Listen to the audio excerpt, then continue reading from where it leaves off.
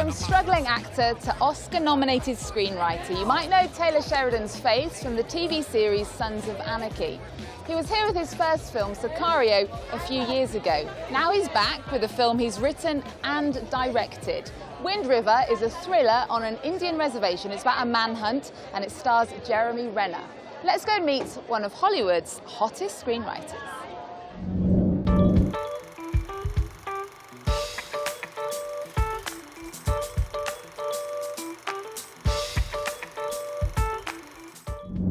Taylor Sheridan, hello.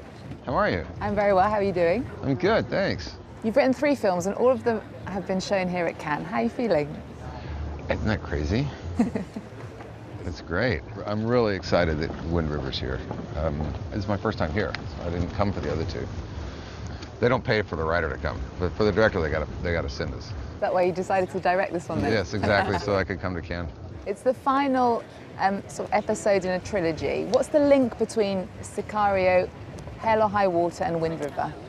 Well, you know, they're all an exploration of the modern American frontier and how much it's changed since its settlement, how much it hasn't, and how much the consequences of that settlement still exist today. It's also, all 3 of them are really a meditation on grief. You're talking about 3 films with fathers who have failed in some way or suffered a loss, whether that loss was because of their own inaction or inactivity or their own innocence or their own absence. And all 3 of them are, in a way, about how these different men react to that loss. Buen provecho. Quédense quietos. Si no, les matará. Los niños hablan inglés.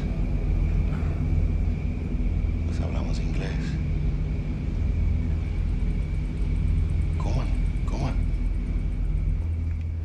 And you're a newish dad. Yeah, I'm getting pretty old hat at it now. He's 6. Yeah. Well, as a father then, you have a 6-year-old.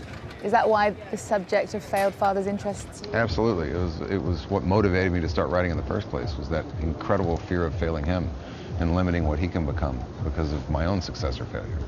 So, yeah. Wind River is a thriller about a manhunt on an Indian reservation. Why this story in particular?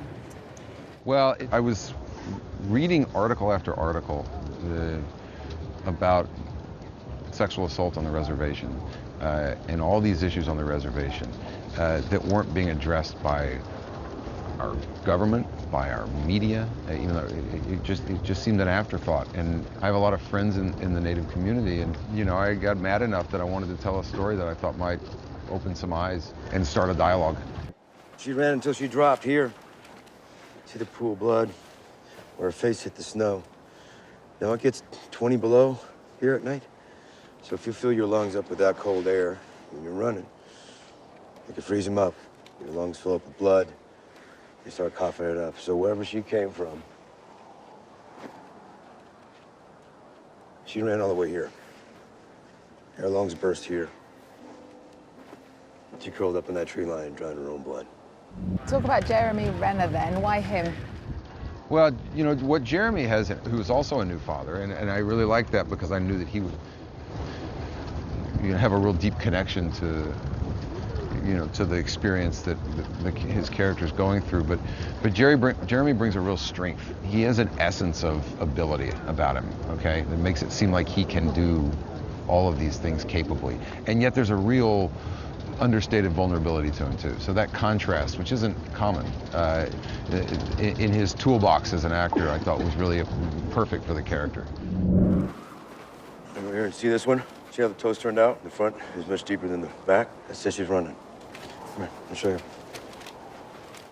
Being the oldest of 7 kids in my family, it helps me and informs me of that. Being a father to a 4-year-old informs me of those things.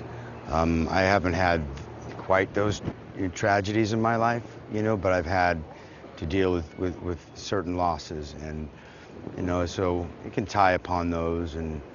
But you know, I'm an actor, and it's just emotionally I connect to the hows and whys and what he does versus, you know, where it comes from, what it connects to. You know. I knew that girl. She's a fighter. So no matter how far you think she ran, I can guarantee you she ran further. Your story is pretty unique. It is unique. This rapid rise to one of the top writers, screenwriters in Hollywood, with Sicario. Yeah, my dad told me, he said, boy, you really squeezed the pus out of that junior college education, son. It was the best $600 he ever spent. You also had an Oscar nomination for Hell or High Water. After acting for 20 years, tell us about this moment when you decided to quit. Well, I was on a TV show. I was actually working on a TV show, and I had been working every episode of this thing and being paid less than everybody on it. And I thought that was unfair and asked to be paid the same, and they said, no, you're not worth the same. So I quit, and I decided I was going to tell my own stories. And Hell or High Water is a commentary on poverty in America. Since you wrote it, America has a new president. What do you think your characters in the film would think of Donald Trump? Well, to be honest, I think that the characters in my film, like a lot of people, they're battling their own lives so completely they don't have time to pay attention to Donald Trump. You know, they're too focused on the emergencies in their own world, whether that's trying to pay a mortgage or dealing with an illness or getting a kid through school, whatever it is. You know, I think most people don't have the luxury of time to sit there and study the situation that we're in, you know, which is how we got in that situation in the first place. You've got various projects in the pipeline. Next is a TV series with Kevin Costner. Isn't that crazy? What's that about?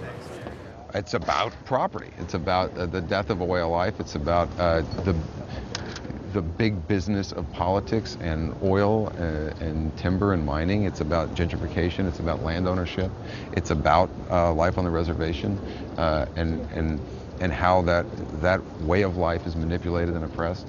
So it's about a lot of the themes that I've dealt with in these other films.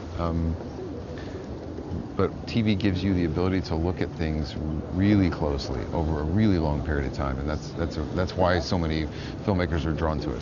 And as you've got a bit of an obsession with the modern American frontier, I've put together a bit of a quiz for you. Okay, hit me. What Oscar-winning film made in 1992 set in the town of Big Whiskey in Wyoming, which is near where you live, in the 1880s, it had an original name, which was The Cut-Haw Killings. What was it? 1992. I'll give you a clue. It starred Clint Eastwood. Unforgiven. Come on. Who directed the 1948 film Red River starring John Wayne? John Ford. Howard Hawks. Oh, God, did I say it? Okay, all right, now I have to leave. I'm in trouble. What 1990 Western starring someone that. you'll be working with soon won 7 Oscars? What, Dance with Wolves? Yes. Okay, all right. Thank you. Thank you very much.